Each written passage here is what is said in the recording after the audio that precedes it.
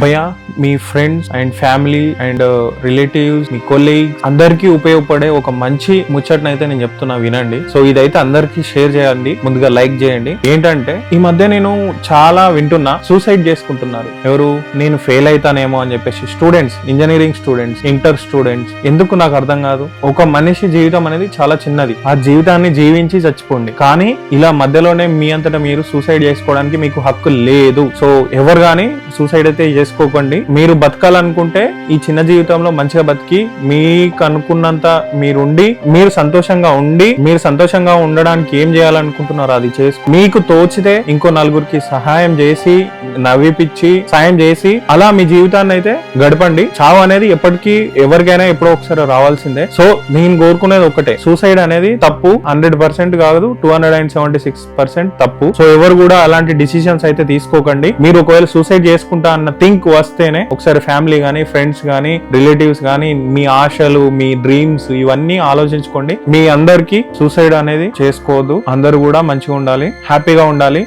మన జీవితం అనేది చాలా చిన్నది. ఓకేనా? వినండి, చెప్పింది కొంచెం పెద్దలు చెప్పింది వినండి.